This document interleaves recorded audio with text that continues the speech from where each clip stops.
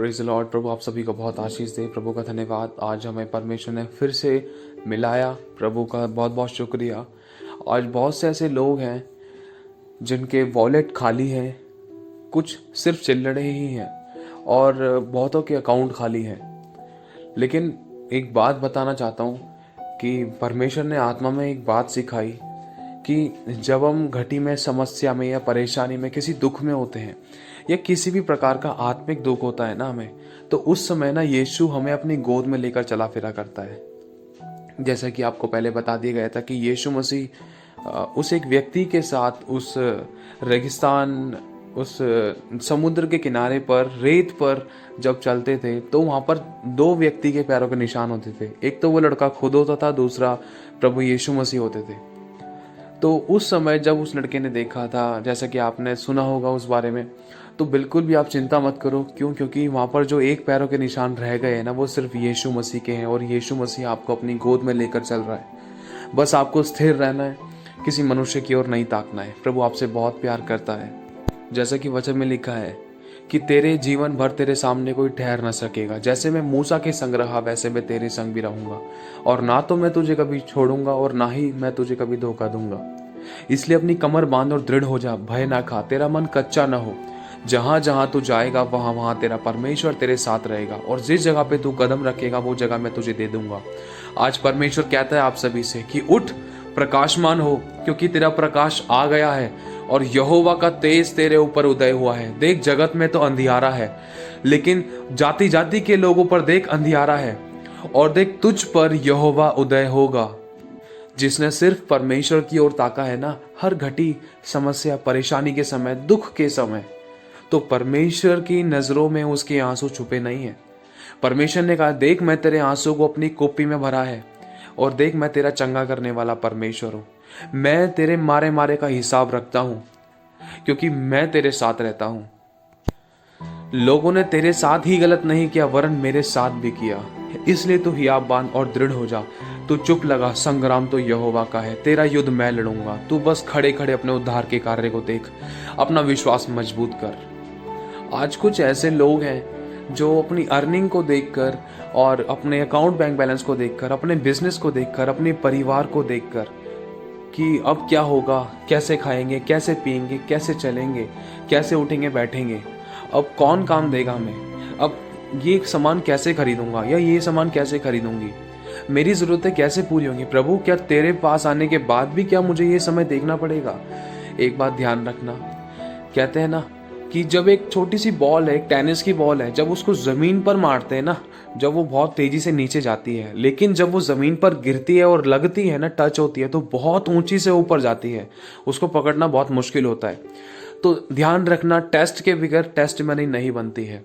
गवाही बनने के लिए नीचे जाना ज़रूरी है। नीचे जाना ज़रूरी है। क्यों? नीचे जाते हुए आपको बहुत लोग देखेंगे और जब आप ऊपर आओगे ना, जब आप ऊपर उठोगे, तो उस समय वो लोग भी देखेंगे जिन्होंने आपका तिरस्कार किया है, जो बहुत दूरी पर थे, जिन्होंने सिर्फ आपका नाम सुना था या जिन्होंने आपके बारे में, आपकी कमियों के बारे में, बुराइयों के बारे में सुना था, वो लोग भी देखेंगे और वो वचन पूरा होगा कि जब तुम्हें लोग, अन्य जाति क्यों कहने पाएगी तेरा परमेश्वर कहाँ रहा। जब तुम्हें लोग देखेंगे तो पहचान लेंगे कि ये वो वंश के लोग हैं जिसे यहोवा ने आशीष दी है। तो आज खुदावन आपसे कहता है कि अपना हियाव बांधो।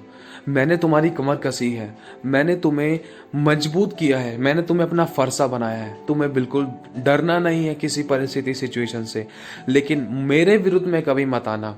और दूसरी बात, हमेशा परमेश्वर के वचन ही का चुनाव करना, ना ही किसी मनुष्य का, ना ही किसी वस्तु का, ना ही किसी व्यक्ति का, ना ही किसी आशीष का, सिर्फ परमेश्वर के वचन ही का चुनाव करना। वचन में लिखा है कि मैं जाति के धन को नदी के समान, जाति जाति की धन संपत्ति को नदी की बाढ़ के समान मैं तेरे लिए बहा दूंगा। आज खुदावन कहता है कि आपकी नजर चाहे दूसरों पर किसी भी प्रकार से है या कोई भी मनुष्य आपकी नजर में या आप किसी की नजर में कुछ भी हो, लेकिन खुदावन कहता है आज कि तू मेरी नजर में अनमोल और प्रतिष्ठित है। मैं तेरे ऊपर से पूरे मिस्र को वार कर फेंक दूंगा और तुझे कभी किसी के आगे हाथ फैलाना नहीं पड़ेगा, बल्कि तू बहुतेरी जातियों को उधार देने वाला बनेगा। ना तो तुझे कभी धोखा दूंगा और ना ही तुझे कभी छोड़ूंगा। तुझे दूध पिलाने वाली तेरी माँ तुझे छोड़ देगी, लेकिन मैं कभी नहीं छोड़ूंगा। मैं तेरे साथ हूँ, मत डर, मैं तेरे साथ हूँ। इधर उधर मत ताक, मैं तेरा परमेश्वर हूँ। मैं तुझे दृढ़ करूंगा, अपने धर्मीमय दाहिने हाथ से मैं तुझे संभाले रहूंगा। तेरी इज्जत मान सम्मान मैं बढ़ाऊंगा और तेरी महिमा का मस्तक का ऊंचा करने वाला मैं ही हूं। और तू मेरे पास आ, देख मैं तुझे अपनी विधियां बताऊंगा, तुझे मैं अपनी गति समझाऊंगा। मेरे और तेरे विचारों में जमीन और आसमान का अंतर है, लेकिन आज मैं उस अंतर को खत्म करने पाऊंगा। देख मैं अपनी तरफ से ताली बजाता हूँ, लेकिन तुझे भी अपने हिस्से का काम करना है। मेरे साथ समय बिता और मेरे पास आ जा। मैं तुझसे बात करना चाहता हूँ। मैं तुझे बताऊंगा कि तू कैसे ऊपर उठेगा, मैं तुझे बताऊंगा कि तू कैसे संभलेगा। मैं तेरे लिए वो मार्ग निकालूंगा जो तेरे लिए सही होगा, और लोग देखेंगे तो तुझे पहचान लेंगे कि ये वो वंश का व्यक्ति है जिसे यहोवा ने आशीष दी है, और ये इसके साथ यहोवा वास करता है, इसके साथ यहोवा रहता है। इसके पास चलो, इससे एडवाइस लो। लोग तुम्हारे पास दबे पांव आएंगे, लोग तुम्हारे पास चिल्ला चिल्ला कर आएंगे, लोग तुम्हारे पास गिड़गिड़ाते हुए आएंगे, क्योंकि लिखा है कि तुम्हें दुख देने वालों की संतानें भी तेरे पास सर झुका कर आएंगी और तुझे दंडवत करेगी। वचन कहता है कि दुख के समय प्रार्थना करो और आनंद होने के समय स्तुति के गीत गाओ। यहोवा का धन्यवाद करो, क्योंकि उसकी करुणा सदा की है। वो बहुत प्यार करता है आपसे। उसके साथ संगति करो, वो आपके लिए मार्ग निकालेगा। वो पत्थर में से पानी निकालने वाला परमेश्वर है। बाबा मूसा के समय में क्या हुआ था? बाबा मूसा ने अपनी परिस्थितियों के विरोध में कदम उठाया था, और एलिया बाबा ने भी अपनी परिस्थिति के विरोध में कदम उठाया था। अपनी जान तक देने के लिए बात आ गई थी, और प्रभु यीशु मसीह ने अपनी परिस्थितियों के विरोध में कदम उठाया था।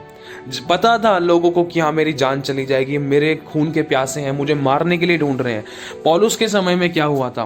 पौलुस को भी मालूम था कि मेरी मृत्यु इस शहर में होगी, लेकिन फिर भी पौलुस चला गया। फिर भी पौलुस उसी जगह पर गया जहां पर उनकी मृत्यु होनी थी।